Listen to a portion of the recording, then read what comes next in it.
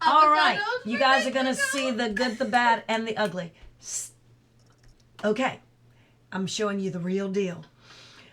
We're reading the narrative of the life of Frederick Douglass.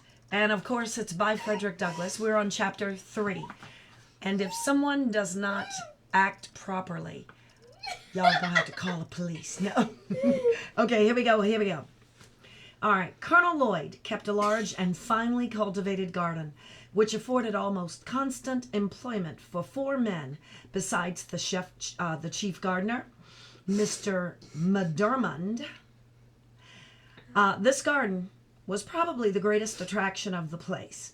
During the summer months, people came from far and near, from Baltimore, Easton, and Annapolis, to see it. It abounded in fruits of almost every description, from the hardy apple of the north to the delicate orange of the south. This garden was not the least source of trouble on the plantation. Its excellent fruit was quite a temptation to the hungry swarms of boys, as well as the older slaves belonging to the colonel, few of whom had the virtue or the vice to resist it. Scarcely a day passed during the summer but that some slave had to take the lash for stealing fruit. Great. The colonel had to resort to all kinds of stratagems to keep his slaves out of the garden.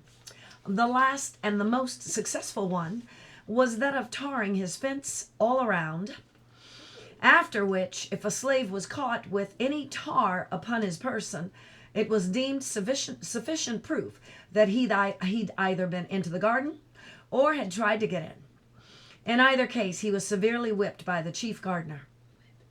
This plan worked well. The slaves became as fearful of tar as of the lash. They seemed to realize the impossibility of touching tar without being defiled.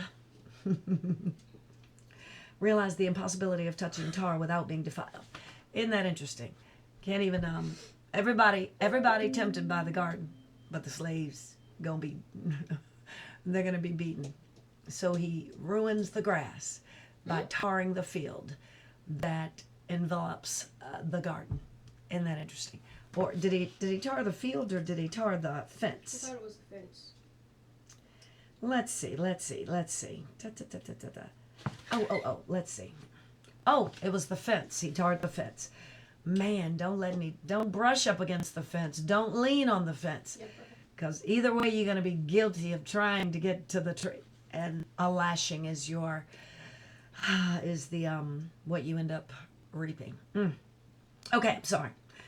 The colonel also kept a splendid riding equipage. His stable and carriage house presented the appearance of some of our large city liveries, our large city livery establishments. Bless you. His horses were of the finest form and noblest blood. His carriage house contained 3 splendid coaches, 3 or 4 gigs, besides Dearborns and barouches of the most fashionable style. Dearborns and barouches. Okay. I want you guys to tell me if you know what these are. This establishment was under the care of 2 slaves, Old Barney and Young Barney, father and son. To tend to this establishment was their sole work, but it was by no means an easy employment, for in nothing was Colonel Lloyd more particular than in the management of his horses. So those are horses. The Dearborns and the barouches are both horses. The slightest inattention to these was impardonable, and was visited upon those under whose care they were placed with the severest punishment. No excuse could shield them. If the colonel only suspected any want of attention to his horses, a suspicion which he frequently indulged, and one which of course made the office of Old and Young Barney a very trying one. They never knew when they were going to be safe from punishment. They were frequently whipped when least deserving, and escaped whipping when most deserving. Everything depended on the looks of the horses, and the state of Colonel Lloyd's own mind when his horses were brought to him for use. If a horse did not move, if he didn't move fast enough, or hold his head high enough, It was owing to some fault of his keeper's. It was painful to stand near the stable door and fear the various complaints against the keepers when a horse was taken out for use. This horse has not been properly attended to. He has not been sufficiently rubbed and curried, or he has not been properly fed. His food was too wet or too dry. He got it too soon or too late. He was too hot or too cold. He had too much hay or not enough grain. Or he had too much grain and not enough hay. Instead of old Barney's attention to the horse, he was very improperly left to his son. To all these complaints, no matter how unjust, the slave must answer never a word. Colonel Lloyd could not brook any contradiction from a slave. When he spoke, a slave must stand, listen, and tremble. And such was literally the case. I've seen Colonel Lloyd make old Barney kneel down upon the cold, damp ground and receive upon his naked, toil-worn shoulders more than 30 lashes, all at one time. Colonel Lloyd had 3 sons, Edward, Murray, and Daniel. The three son-in-laws, Dr. Winder, Dr. Nicholson, and Mr. Winder, Mr. Nicholson, and Mr. Lowndes, Lowndes. Lowndes, yeah. All of these lived at the great house farm and enjoyed the luxury of whipping the servants when they pleased, from old Barney down to William Wilkes, the coach driver. I've seen Winder make one of the house servants stand off from him a suitable distances to be touched with the end of his whip, and at every stroke raise great ridges upon his back. Oh, this is just hatred. This is hatred when a man has the thrill of whipping another man or another woman or whatever the case may be. Just hatred. It's no different than today when a man puts a gun at another person's head and, just pulls the trigger point blank. It's no different. The devil doesn't have any new tricks. He just wraps them in different packages. Same old stuff. To describe the wealth of Colonel Lloyd would be almost to describing the riches of Job. He kept from 10 to 15 house servants. He was said to own 1,000 slaves, and I think his estimate quite within the truth. Colonel Lloyd owned so many that he didn't know them when he saw them, nor did all the slaves out of the out farms know him. It is reported of him that while riding along the road one day, he met a colored man and addressed him in the usual manner of speaking to colored people on the public highways of the South.